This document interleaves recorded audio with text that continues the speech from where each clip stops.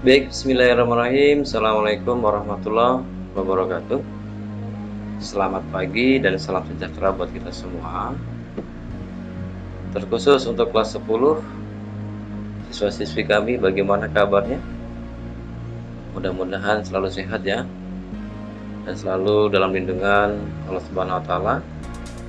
Dan jangan lupa selalu jaga kesehatan ya, karena sampai saat ini kita masih menggunakan sistem daring atau belajar daring atau belajar dari rumah ya, karena sampai sekarang kita belum melaksanakan pembelajaran secara tatap muka berhubung menunggu surat edaran dari gubernur kita ya, Gubernur Provinsi Riau dan Dinas Pendidikan Provinsi Riau. Kemungkinan nanti sudah mendapatkan surat edaran ya, baru kita akan melakukan pembelajaran secara tatap muka. Namun sampai sekarang belum ada surat edarannya ya. Jadi diharapkan kepada anak-anak semua ya, tetap semangat walaupun pembelajaran daring, dan tolong diingat ya, ikutin pembelajaran seluruh mapel karena ini adalah semester genap ya.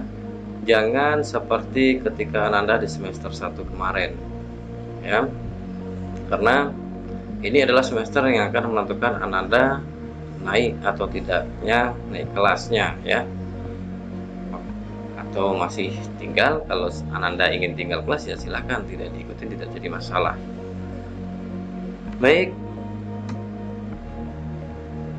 ya, kita lanjutkan materi kita ya. Ini adalah awal dari pembelajaran di semester genap, melanjutkan yang di semester ganjil kemarin ya, karena sempat terputus, yaitu masih mengenai bola kecil. Jadi untuk kompetensi dasarnya itu menerapkan teknik dasar salah satu aktivitas olahraga permainan bola kecil untuk menghasilkan koordinasi gerak. Sedangkan indikator pencapaian kompetensinya menerapkan keterampilan permainan bola kecil melalui permainan tenis meja. Berarti ya, materi kita untuk kali ini yaitu tentang tenis meja ya, bola kecil tenis meja, permainan bola kecil tenis meja. Jadi permainan bola kecil tenis meja ini banyak yang akan kita bahas. Yang pertama itu mengenai sejarah, yang kedua pengertian, ketiga lapangan atau meja, keempat teknik dasar tenis meja, kelima teknik memegang bat atau raket, keenam teknik pukulan, ketujuh sistem pertandingan, 8 pelanggaran ya, sampai di pelanggaran. Baik, kita bahas satu persatu ya. Yang pertama di sejarah tenis meja. Sejarah permainan tenis meja itu dikenal di Inggris ya, sejak abad ke-19. Ketika itu tenis meja dikenal dengan sebutan pingpong, gosima, atau whip-wap. Nama pingpong dipakai hampir di seluruh negara sampai sebuah perusahaan asal Inggris, J. Jaguars & Son Ltd, menjadikan merak dagang pada tahun 1901. Sejak itu, pingpong hanya digunakan jika permainan menggunakan peralatan dari Jaguars, sedangkan perusahaan lain dinamakan table tennis. Pada masa itu, tenis meja menjadi permainan di kalangan kelas atas dan sering dimainkan di dalam ruangan setelah makan malam. Itu sekilas sejarahnya ya. Lanjut ke pengertian. Tenis meja atau pingpong merupakan salah satu cabang olahraga yang dimainkan dua pasang ganda atau dua orang tunggal yang berlawanan. Alat yang dipakai dalam permainan ini yaitu raket atau bat ya, Bola pingpong dan lapangan permainan berbentuk meja. Rangka dalam permainan tenis meja terbuat dari papan kayu dan dilapisi karet. ITTF atau International Table Tennis Federation adalah induk internasional tenis meja dunia. Sedangkan induk organisasi tenis meja Indonesia yaitu disebut juga dengan PTMSI, Persatuan Tenis Meja Seluruh Indonesia. Lanjutnya, ukuran meja. Ya. Mungkin Ananda bisa melihat bentuk gambarnya, ya. Yang pertama itu ada panjang, ya. Panjang nih. Panjang meja itu 274 cm, ya.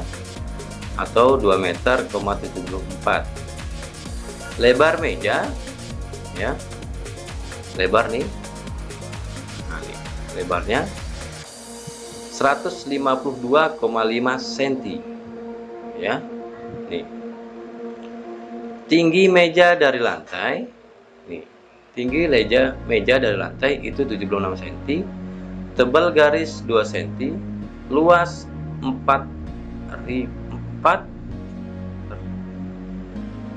meter nih luasnya, 4 meter 1785 ini persegi ini.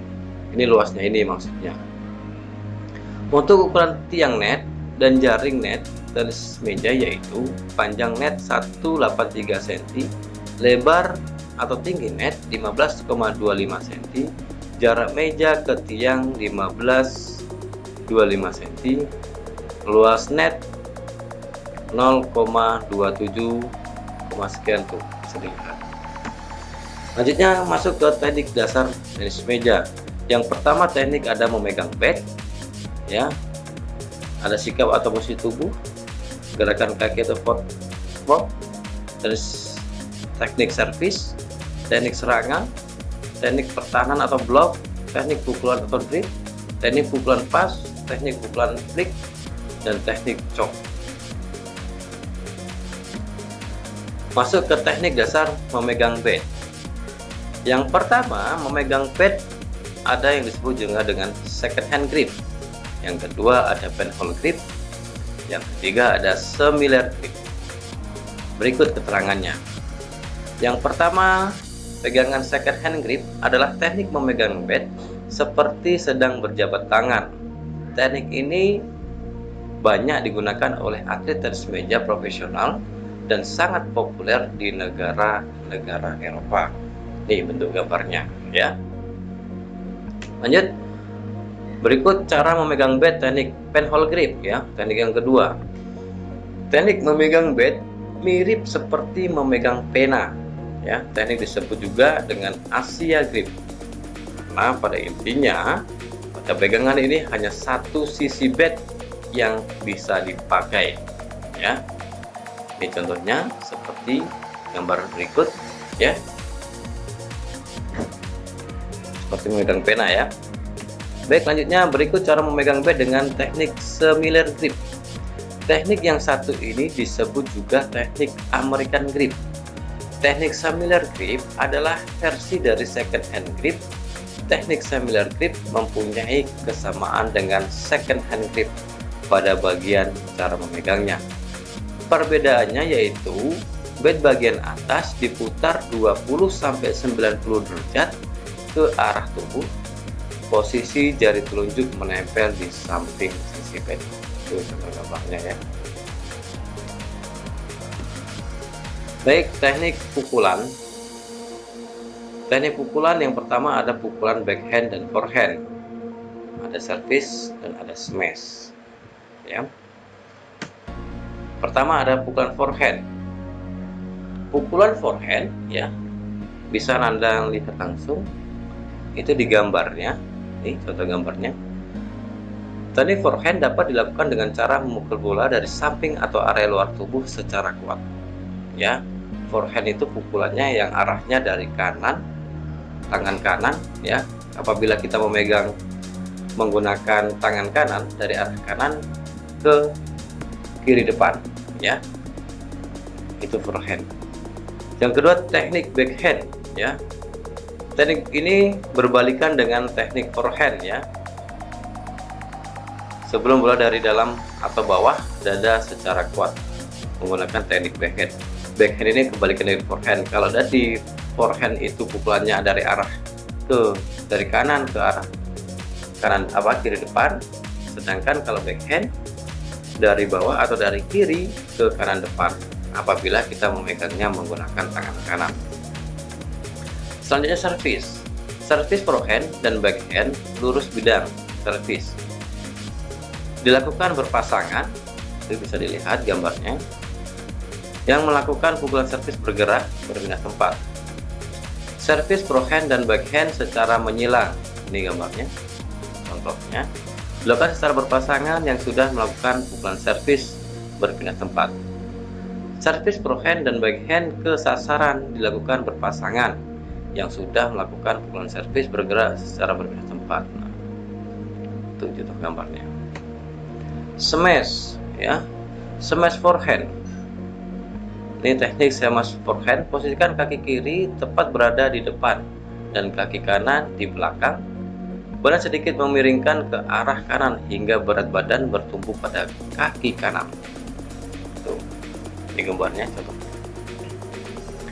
Tarik